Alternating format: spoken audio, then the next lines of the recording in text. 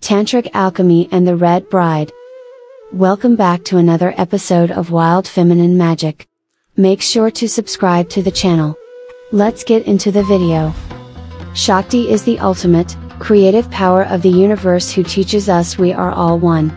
We come from love and love is who we are. She teaches this to us through her unconditional love of non-attachment, non-judgment and non-resistance.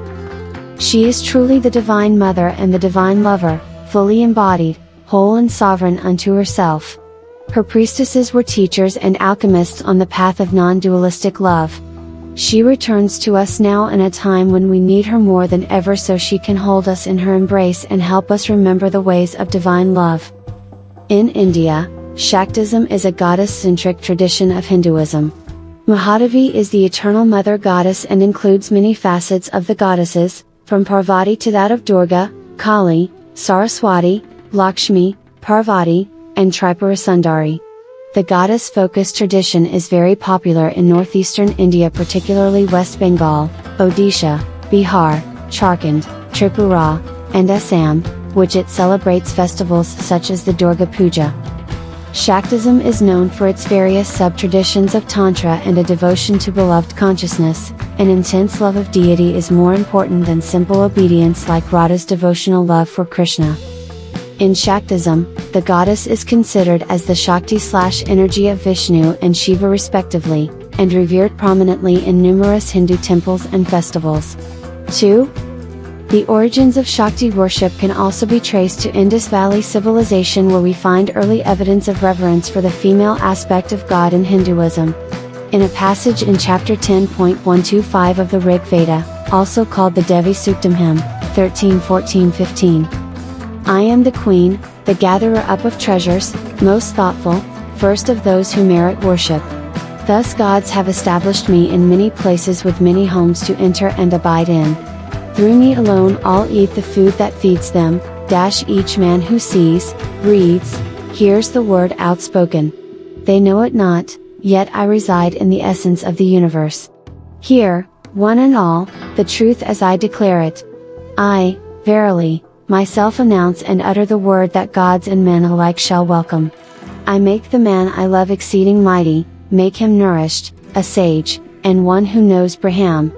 I bend the bow for Rudra, Shiva, that his arrow may strike, and slay the hater of devotion.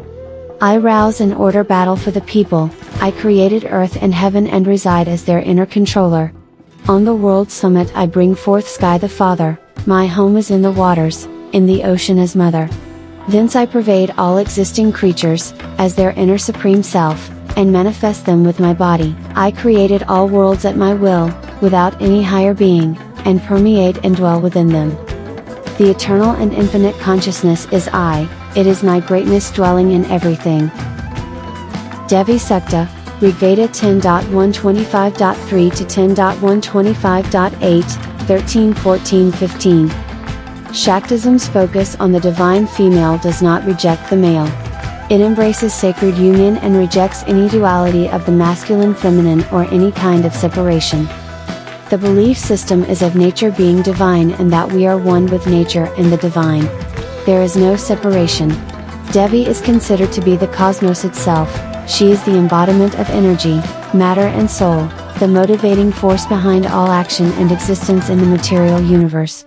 In Hindu iconography, the cosmic dynamic of male-female or masculine-feminine interdependence and equivalence, is expressed in the half Shakti, half Shiva, transcended, beyond all dualities, whole, non-attached, ever-expanding in consciousness and bliss, subliming merged into oneness as the goddess leads them into a transcendent state beyond all space and time.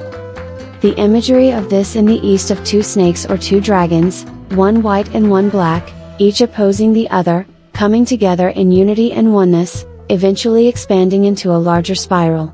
This is the Taoist yin-yang symbol. The Hindus believe the all-loving goddess as universal, cosmic energy residing within each individual. This is described in the Devi Gita. This all-loving mother goddess did not only flourish in Harappa.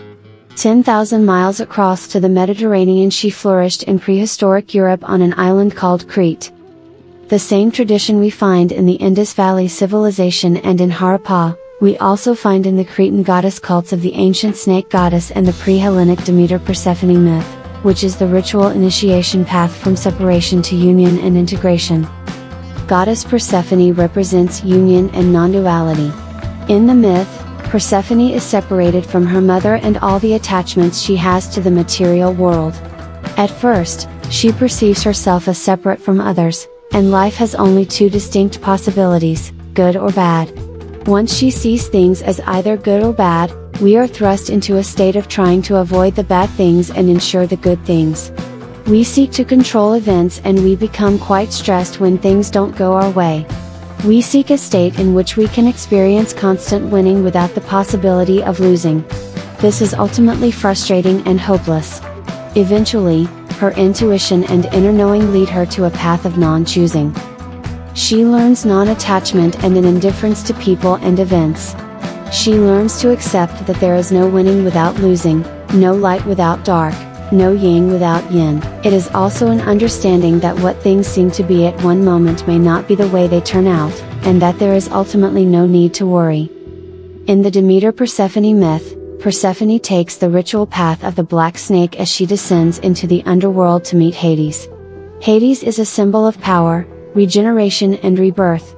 In astrology, he is connected to the constellation of Scorpio.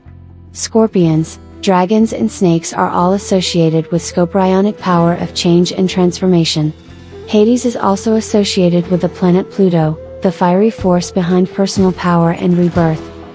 Naturally, he teaches her how to evolve and come into her personal power.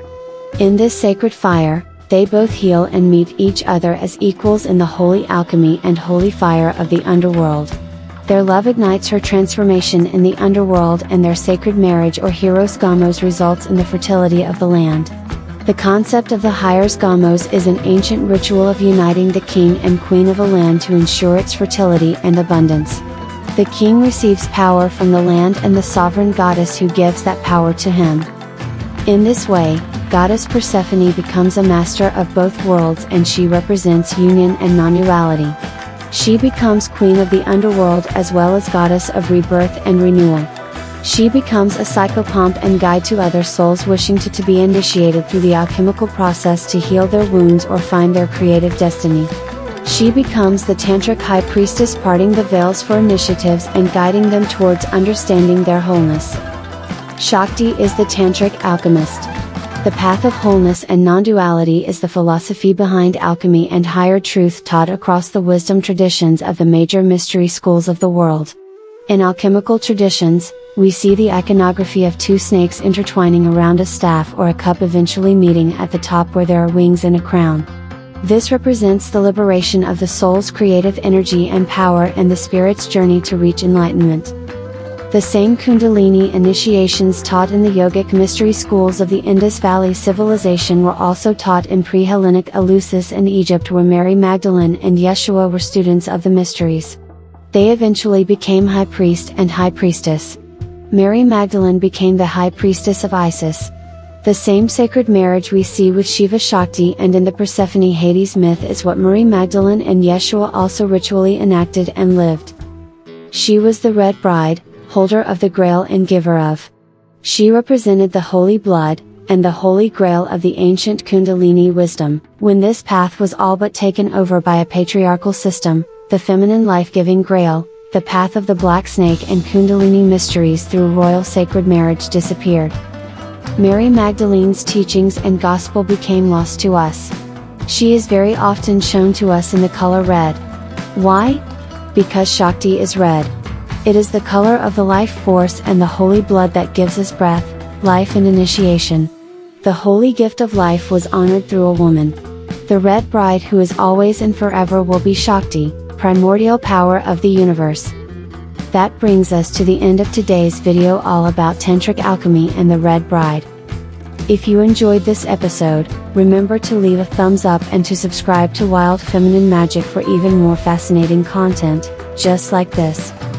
As always, thanks for watching.